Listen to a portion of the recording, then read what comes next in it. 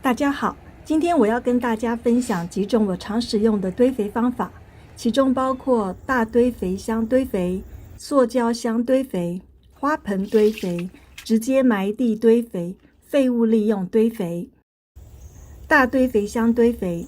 我的后院有个买了8年的堆肥箱，从来没有换过位置。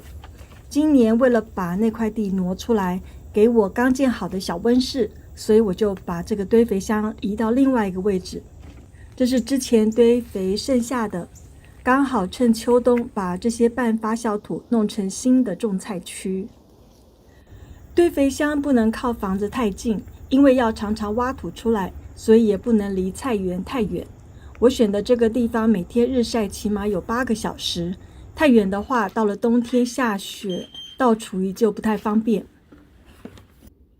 市面上卖的堆肥箱大概有2种，一种就是像我这样比较通用的堆肥箱子，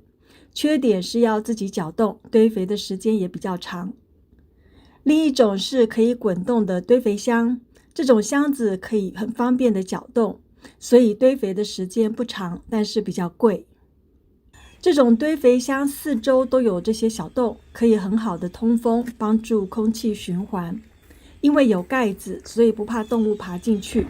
它的底下4周也有可以把土拿出来的地方，所以随时要取土都很方便。因为这种堆肥箱比较大，所以装的东西也比较多，相对来讲发酵的时间可能就比较长。但是因为我们家的厨余很多，到了秋天落叶也很多，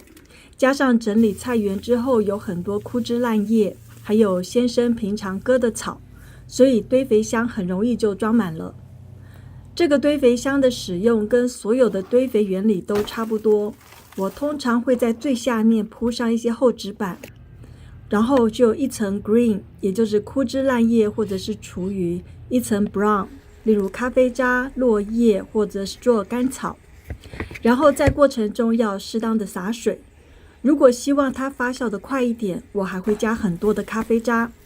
往往加了咖啡渣之后，里面就会 cook 得很快，热气也会比较持久，也比较多。我通常每2-3天就会给它搅动几下，让它分解得更快速。搅动过程常常也会看到堆肥箱里还在 cook， 所以会有很多的热气跑出来。在春天的时候，我就会把它们拿出来种菜。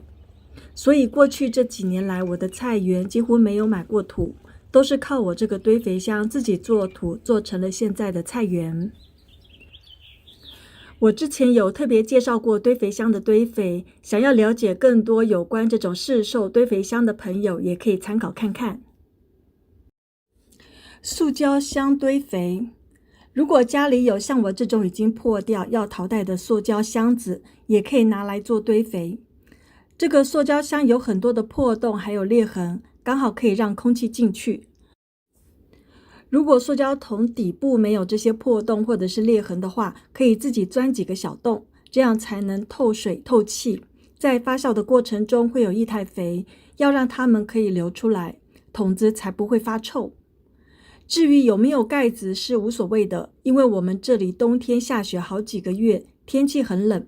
如果没有盖上盖子，就会发酵的比较慢，所以我通常秋冬是会盖上盖子的。它的使用方法很简单，就是最底下放一些旧土或者是厚纸板、落叶什么的，然后一层枯枝烂叶，一层落叶或者是剪碎的厚纸板，在最上面再放上一些旧土，撒上一些水，这个塑胶堆肥箱就完成了。通常这样大小的堆肥塑胶桶，以我的经验跟我住的冷区，大概2-3个星期就可以变成有机土壤。我之前也拍了整个塑胶桶堆肥的整个过程还有结果，有兴趣的朋友可以去参考看看哦。花盆堆肥，花盆堆肥是我觉得最简单最快速的方法。方法很简单，就是拿一个底部要有洞的花盆，然后最底下放上旧土或者是厚纸板、落叶什么的，放差不多1/3之后，就可以把厨余倒进去，然后再盖上一层旧土。记住，旧土一定要完全覆盖住厨余哦，不然的话容易招虫子或者是小动物。这种花盆堆肥我都没有盖上盖子，也是大概2-3个星期就可以变成有用的超营养土。我之前也做了好几个影片，都是利用这种花盆堆肥，边堆肥边种菜。以我的经验，它是不会烧根的，也不会伤害到植物或者是小苗，可以很放心的一举多得。直接埋地堆肥这种方法我也试过，就是直接在地里面埋厨余，然后再用旧土盖上。这种方法因为我比较怕有老鼠，所以我自己后来就不太这样子做。废物利用堆肥，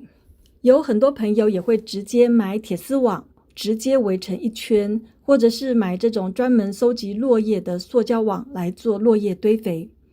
我今年刚搭建了一个小温室，所以正在研究利用热堆肥让温室保温的方法。因为没有那些工具，所以就把以前小孩用过的这些小围栏拿出来废物利用，四周用厚纸板围住。因为还在进行中，可能还会做一些调整，所以我只是先把这个想法跟大家分享。以后我会在这一小区里面放上枯枝烂叶，还有收集来的落叶，加上咖啡渣，希望产生的热量可以在最冷的1到3月起作用。因为还在实验中，好奇的朋友也可以以后看看我的实验结果哦。